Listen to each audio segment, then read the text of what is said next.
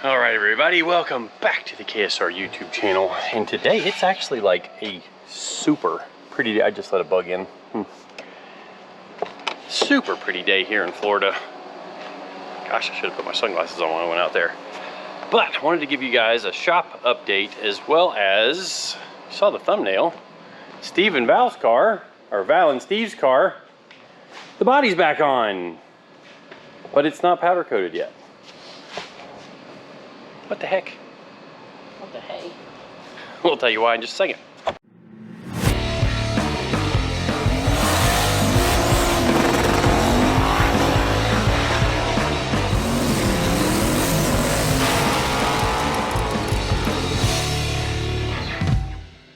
All right, well, there's a few reasons why we put the body back on. A couple of days we needed some room a couple of days ago.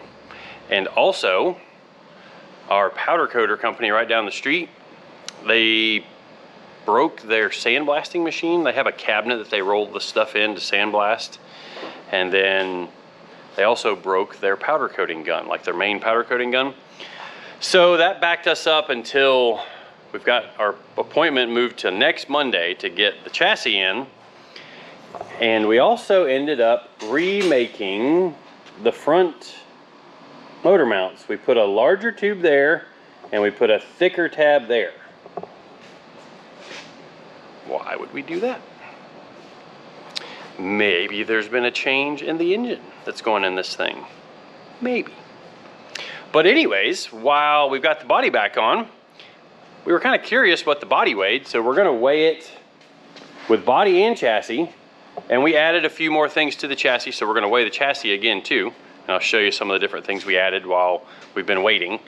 But yeah, go ahead and drop it. Let's see. Wait, we're going to do guesses. Are we doing guesses? I think it's going to be 400 pounds with just the chassis. The chassis was like 400 pounds, and then we've got like this bar in here to keep it from moving. So I think it's going to be around 350 for the body. I think about 350 for the body? So I'm going 750 total. I'm going 769 total. 769. Dick, you got a guess? 717. 717. Ooh, light on the body. I don't know. The body felt really heavy. That could The body is really awkward too, It though. could have been the awkwardness of the body. I'll say 750 everything. Go for it. So that'd be 350 body. You said what? I said 750. Oh, I thought you said 775. I'll go 751. So that way if... Oh! No way! Way off. Wow, we were all way off. Dick was closest. That's still pretty heavy for just the body. Yeah. Yeah, for just the... Well, I mean, it's part of the cage too, because it's... You know, you got that and the front shock mounts and... And the frame rail. Yep. All right, well, we're going to set up and I'll do a time lapse while we take the body off, maybe? I don't know. Give me just a second to think about something and then we'll be back. All right, so when we put it back on, we did figure out a little bit better way to get it on and off, and that's to use the lift. Using our tools. Using the tools we have. Seem all right? Yeah, it's already dragging here. Need to come back with the... What's dragging? Yeah, it's just gonna... It should just lift. And then we should be able to go up like... Maybe we could jack it here so it kind of gives it that effect of separating the back first. Okay, it's pulling it apart. Oh. Am I still in the jack? Yep. Go backwards. And then we'll push the whole... We gotta move the chassis back, correct? Yep. Okay, then braking. One more. Alright, Perfect. And then we'll slide that back. I'll hold the body. All right. Keep going a little more. That's all she's got right there. What's it hitting? It's hitting right here on the plates and on these plates. Try picking it up a little more. Okay. Can you pull it back, CJ? Oh yeah. Oh. So it drags right here because the frame is a Yeah. wedge. So we just need to, I think we bump it up one more time and yank it back one more time. Okay. Yeah, one little yank. You got like a little bit. Oh, careful now, CJ.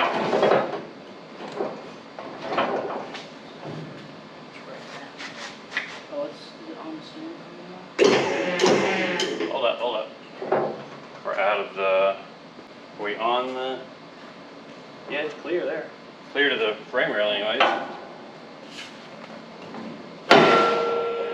it's clear. She clear. Hang on, CJ. Right.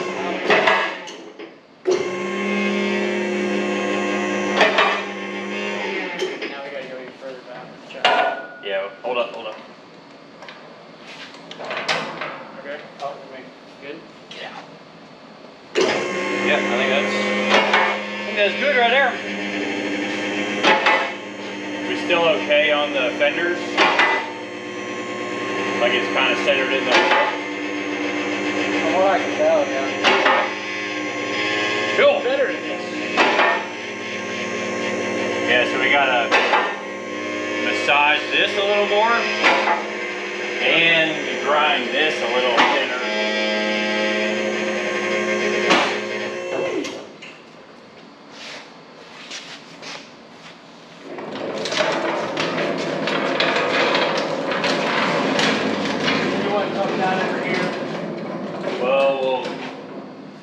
It's going to end up over there, yeah.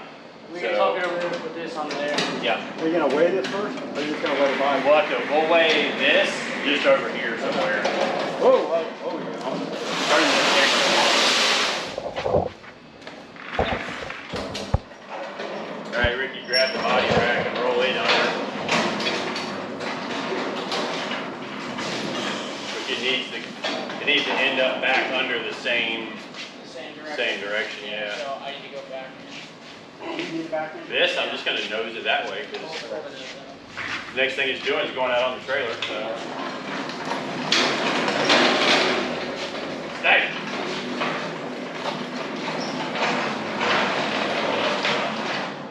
It gets clamped here and goes there. Okay. Sweet.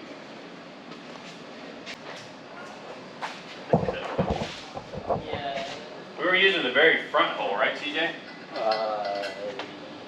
This one? Yeah. Yeah. You probably got Use the back hole on the.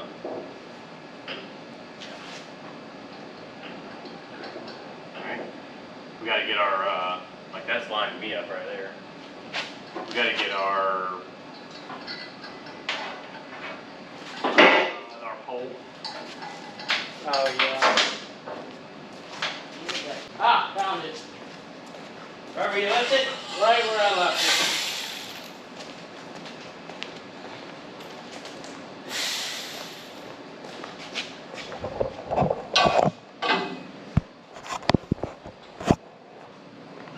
All right, well, some of the stuff we did to this thing while we've been waiting on the powder coat guy, which some of it was needed, some of it really wasn't before it was powder coated. But this was needed. It's the mount for the parachute solenoid. We've got a threaded insert here. That's going to be for a ground stud. We mounted the air pump, which I don't remember if I showed that in a video or not. We did some inserts and then some tabs for where the burn down box is going to go in the driver's side rear. We got the threaded inserts in for the passenger side harness bar. We've got our fire bottle mount, the main kind of main fire bottle clamps in right there like we showed in an earlier video. Had a pretty nifty little mount there, CNC laser cut. And then something that took forever, maybe it'll show up in the videos or video, is the hole where the rivet goes through to mount the spring underneath these. We dimpled all of them. We made a little fixture that actually you just used a C-clamp to support it and then kind of pinch it. So that way the panels, when we put the carbon on top of them, the rivets aren't like holding it up, and it'll be resting on the whole pad instead of just the center or where the rivets are. Other than that, I did a helmet hook up there, and then a steering wheel hook right there. Maybe you can see it. There it is. That shows it a little better. just added a few little things since we still had the thing here. Originally I was going to do a clamp on helmet mount and steering wheel holder, but those are pretty light, little pieces of 1/4 inch chromoly tubing. And yeah, appointment is for Monday. Put this thing on a trailer, haul it down the road, get them to powder coat it. And we do still have to finish welding these, so maybe we should have spun this around the other way. Oh well. But yeah, we did us some new front engine plate mounts. Maybe you guys can figure that out. Maybe it's still the SML. Maybe it's not. Anyways, we're gonna get to work. We'll weigh this again because I'm curious to see what it weighs with all the little stuff in it. And right now we've got bolts in every threaded hole, like, so that way when we get it back from powder coat, we don't have to go in and clean out all of those holes with a tap, because those are pinch nuts, so you don't want to just run a tap through them if they got a bunch of powder coat in them. So that's kind of what we did there. We'll weigh this in just a few minutes, probably after we finish welding that. And then we've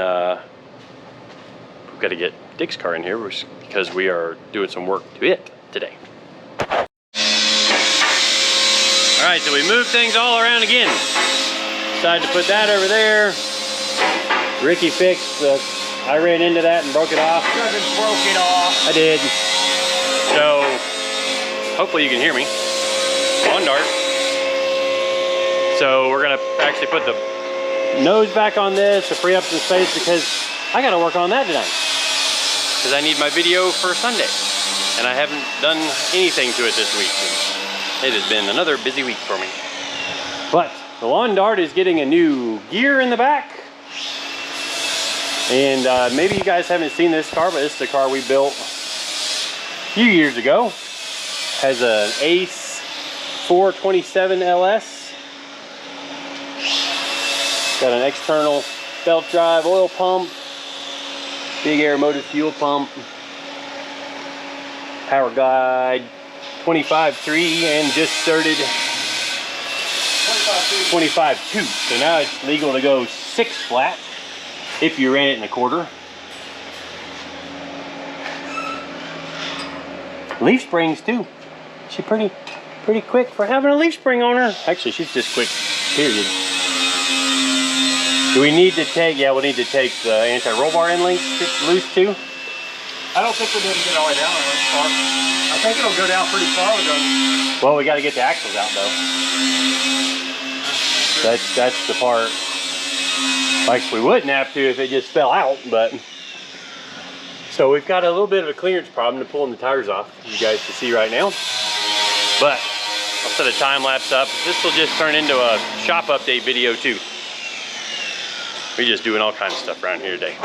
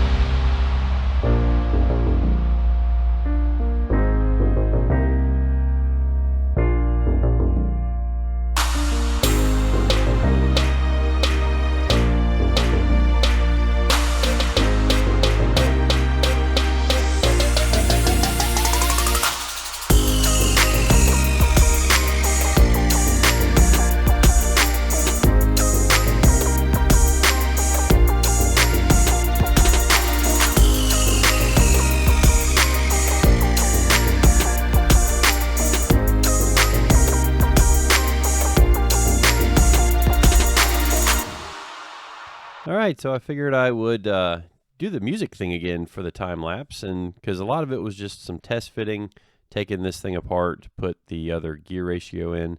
And the new diff is a 10-inch ring gear, even though that's not actually what the outside diameter measures. But we had to swap the yokes on the diff, swap the drive shaft speed sensor over, do a bunch of things to get ready to put that diff in. Right here, I'm putting the silicone on to seal it, and then we have a thought. What was that thought? Stay tuned. Well, we've been thrashing on this thing, getting the gear swapped, moving right along. Right before we go to put this here dude in, we're like, let's make sure it's the right gear. It's a good plan, you know. Bought it from a friend, grabbed it out of his stash of stuff, thought it was a 389. First concern is, says 910 429 HD. Well, we go count teeth, as if you guys didn't know that you can figure out your gear ratio.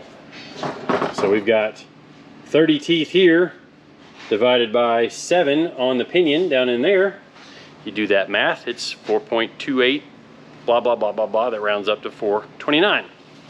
So we just did all that for nothing, because now we've got to put the old one back in, the old 410. Shoot.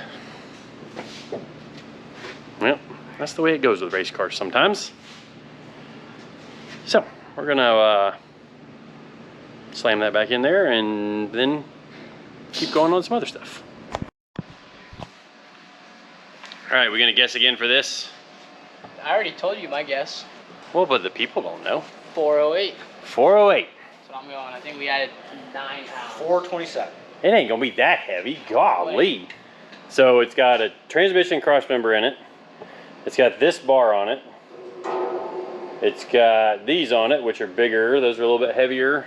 It's got all the bolts in all of the holes, which I guess those really don't count, but they're gonna end up with bolts in them. I did drill the holes out though. Oh, a little bit of weight loss, yeah. It's got our bottle mount there and there.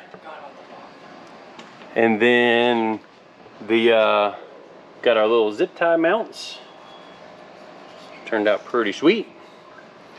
I don't think these were on there either, which those aren't much. Oh, and then you got this really heavy bracket there for the solenoid. And the burn down. Oh, the burn down tabs. Ah, so it was like 400 before, basically. All right, let's see. Say 406. 406? Yeah. Oh, so now you're going lighter? You were saying 410 earlier. I just saw all that we did. Easy done. Don't drop it. Nobody's watching. Whoa! Oh, 28 pounds. I'm a professional, don't worry. Back on it? No, I didn't lower the back. Oh, CJ's doing the back. Oh, oh. Oh, dead on. Oh, not dead on. Well, now we know. So we'll put it right back on the scales right after powder coat. CJ's messing with it. He's trying to get it up to his number. There we go. There's mine. Oh, it's 409. Dang, I should have stayed with 410. Dang it. We added. Oh, it's going right in between. So it's like 408.55, Yeah. and it's bouncing back and forth between the two. All right, well, I guess we'll see what it's like after we powder coat it. People were curious to how much the powder coat was gonna weigh. Well, we'll let you know when we get it back from powder coat next week. Oh, I hope next week. Hopefully next week. Just stay tuned to next week and we'll see. Well, all right. Got that set back up on jack stands off the scales.